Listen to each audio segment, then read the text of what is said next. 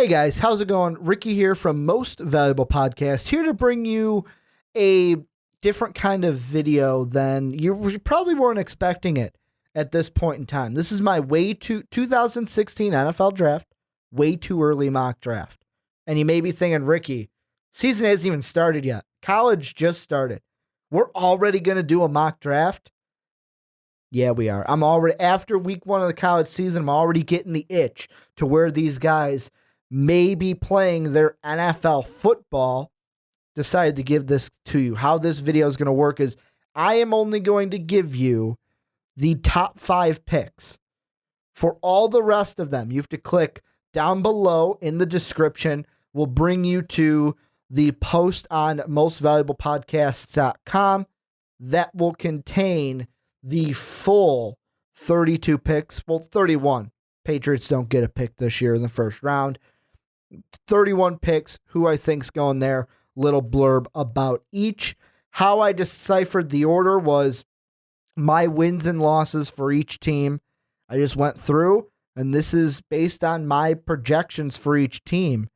This is going to be my kind of draft prediction order as well. So, starting at number 5, the Jacksonville Jaguars. And this was an interesting spot for me because the Jaguars could go in one of two places when the season is over.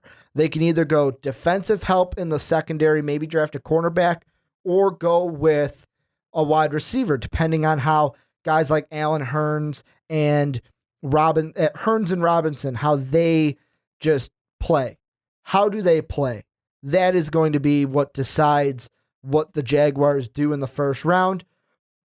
Because I said this is a way too early mock draft, I got them going defense. They're going to go with Jalen Ramsey, the cornerback out of Florida State. And he's just a tall, athletic safety. And he's going to fit nice into the Gus Bradley defense a little bit better than Vernon Hargreaves of Florida, the other top projected cornerback for 2016 right now. So I got Jacksonville going a little bit of defense with Jalen Ramsey, Florida State. At number 4, the New York, not football Giants, the New York football Jets, 2-14 this season on my projection. And I feel like this is the point where, unless there's a trade with the teams at 2 and 3, this is the spot, barring any trades.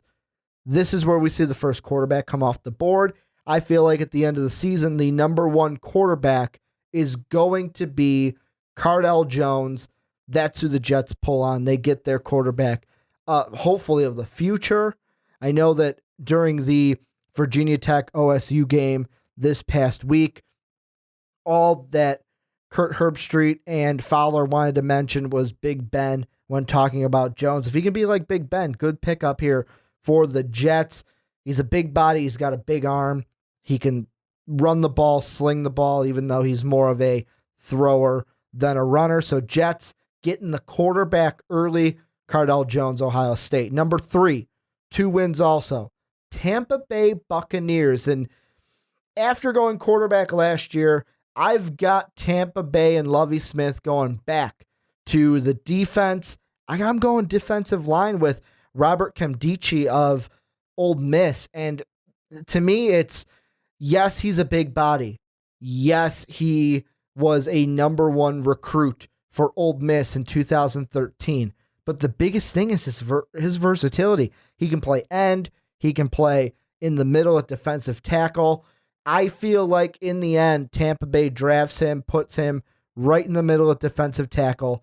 Gerald McCoy, Nkemdiche, right there, 1-2. Try to run on those two guys because it's just not going to happen. Then you have the last 2 picks, both these teams 1 win. And I will say, this next team at number 2, in my team preview, I predicted that this team would get the number 1 pick. A little faux pas on me. I didn't notice that they had a stronger strength of schedule than the team tied with them, so they would get the number 2 pick. San Francisco 49ers, my surprisingly 1-15 season from them. And at number 2, could they be feeling trades at this point for Cardell Jones? Yeah, So could the Bucks, because the Bucks don't need to go quarterback. However, if no trade is made, San Francisco, where do you go? You have a ton of losses. I say that unless they go defense, which they could go, I have them going offensive tackle, Laramie Tunsil. Again, Old Miss, and this is just going to be the guy where they're going to say, you know what, our best chance to win. No one defensive player is going to change the game for us. We need a guy to, A, protect Colin Kaepernick, but B, open up running lanes for Carlos Hyde. That's one thing that Tunsil can do, open up those running lanes and make sure Carlos Hyde has somewhere to go. And then the number one pick, the other 1-15 team I have this season, the Oakland Raiders. And with Oakland, it's kind of interesting. 2 years ago, they go Khalil Mack with pick number 1, Derek Carr a little bit later. Last year, they go offensive weapon in the first round with Amari Cooper. With Oakland, I feel like it is right back to the defensive side of the football. This is another team that could be feeling offers for that number 1 pick. However, I feel in the end they're going to go with Ohio State. Another Ohio State player, not Cardell Jones, Joey Bosa.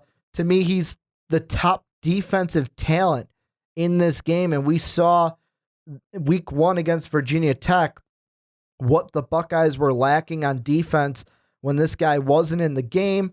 I feel like Oakland, he is obviously the BPA of the entire draft at number 1. Raiders are going to go defense, kind of solidify that defense after going offense with Carr and Cooper the first 2 years. I know Khalil Mack was there too.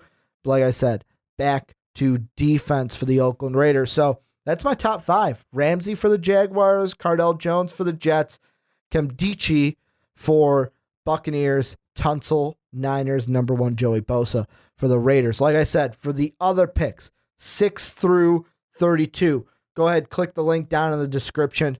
Maybe your favorite team. See who they are picking up. Let me know in the comment section what you thought about these picks, what you think about the picks in the article. Comment anywhere, here, the article, whatever. I will respond to you guys. I love talking to you guys about the sports we cover each and every day here on Most Valuable Podcast. I want to thank you guys for checking out this video. You can follow me on Twitter at Ricky Widmer. Most Valuable Podcast is Most Valuable Pod. Again, thank you for checking out this video. And as always, have a good day, everybody. Hey guys, like the video? Then hit that subscribe button. But if you liked it even more, you should check out our Patreon page. We have a lot of different rewards and goals for those of you who would love to support us. So make sure to click that link down in the description to check out those pretty kick-ass rewards.